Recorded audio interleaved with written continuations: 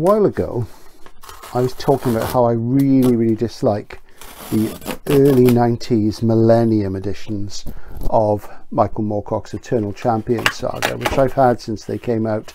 I think the first four were published in 93, and with particular reference to the ELRIC ones. I've gradually got rid of those editions and replaced them with nicer ones, and I decided that it was time to sort of take a look at the new Gallery Saga ELRICs, and this is Stormbringer, which is the second half of the, well, there's 3 omnibuses. I wouldn't want the third one because that's the later trilogy, which I have firsts of, and I'm quite happy with those. So that's that one. There's another one here to unbox. So this is kind of an unboxing, as they say.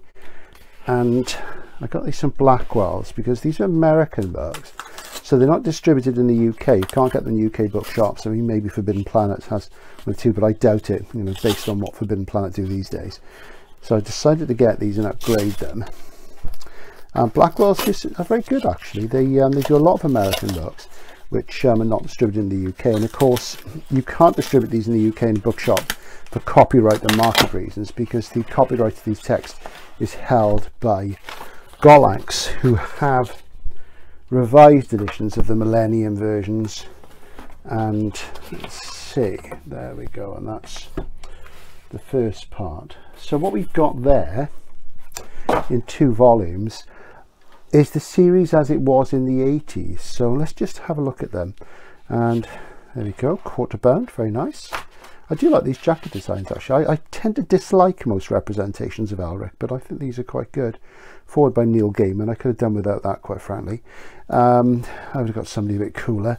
And there we go, ELRIC and the Young Kingdoms.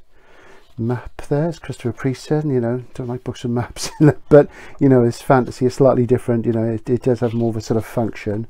And let's see what we've got. So paper's quite thin, not that fond of the paper, it's way too thin. ELRIC and Omnibus, Fortress of the Pearl, Seven Seas of Fate, and Word of the White Wolf. Now, of course, Fortress of the Pearl was written much later than the others and was shoehorned in, and personally, even though it fits in the chronology, I really don't like it there. To me, it is canonical, obviously, but it's not sort of my personal canon. Looking at the other one, we have the same sort of binding things. Vanishing Tower, Revenge of the Rose, and again, Revenge of the Rose was put in later. I mean, I like that book. I find Fortress of the Pearl quite boring, but I do like Revenge of the Rose, and of course, it ties in with Von Beck.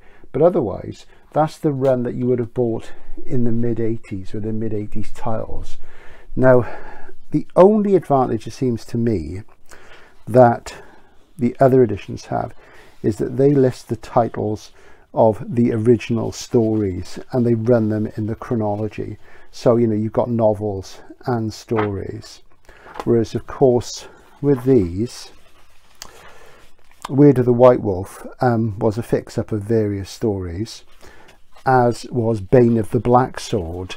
So, you know, and Vanishing Tower was originally called The Sleeping Sorceress and what have you. So it is always sort of a mess. I still haven't come across the ideal ones yet. What I would like would be omnibuses on really good paper, thicker paper, with all the original stories, titles and novels, you know, the way they were published. Because I really miss titles like Kings in Darkness and Caravan of Forgotten Dreams. Now, they're listed on the covers of the Millennium ones, but there's no content inside, so you don't know what pagination to go to, which is really irritating. So there you go. These are much more attractive than the Millennium ones, though, so I'm quite pleased with those. But like I say, I'm not entirely happy with the paper, but the Millennium ones are going to be moved on now. I mean, some of these books I've got, I used to have a first of Vanishing Tower, which I sold. I've got a first of the Sail on the Seas of Fate. I've got firsts of Fortress of the Pearl and Revenge of the Rose. And of course, some of the others, you know, they're gettable. They're hard to get in good nick.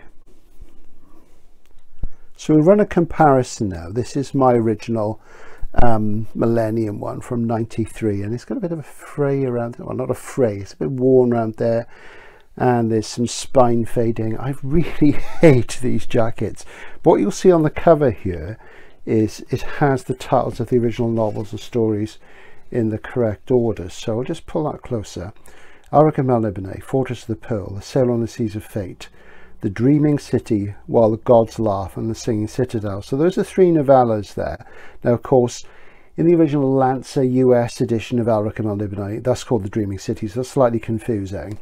Now, if you compare with the new edition here, so what you get, so 1, 2, 3 books, 1, 2, 3 books, and then you get Weird of the White Wolf, and basically Weird of the White Wolf is The Dreaming City, While the Gods Laugh, and The Singing Citadel. I know it's pernickety, but I have to say that the titles mean an awful lot to me. I'm coming around to this because looking inside I can see that the 3 novella titles are being used in this edition under the title Weird of the White Wolf, which is really good. I guess I just would have liked a more detailed contents page. You know, you have got a basic pagination there for the different books, and there's a John Davey Reader's Guide, which is great because John knows his stuff. You'll notice the difference though. Look at that in thickness. The Millennium one's much thicker, the paper's much better, so I might have to hang on to those because for reading purposes they're nicer. So it's still not an ideal edition there for me as far as I'm concerned.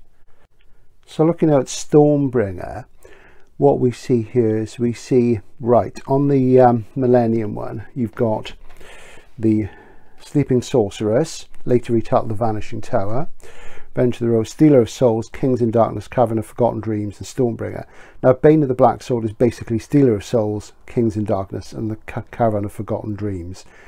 Now, once upon a time, there was a sort of Granada Mayflower book called The Stealer of Souls, and there's another one called The Sleeping Sorceress, and that's till the whole thing got sorted out again in the 80s.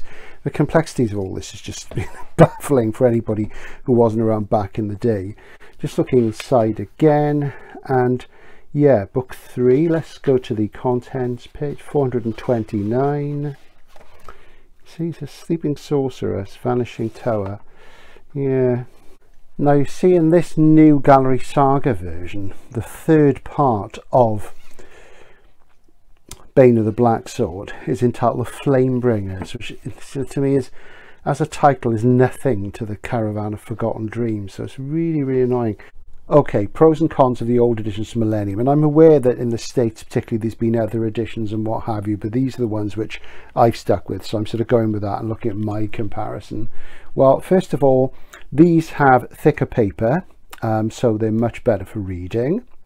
Secondly, they have the titles of all the original novels and stories in the correct order on the covers.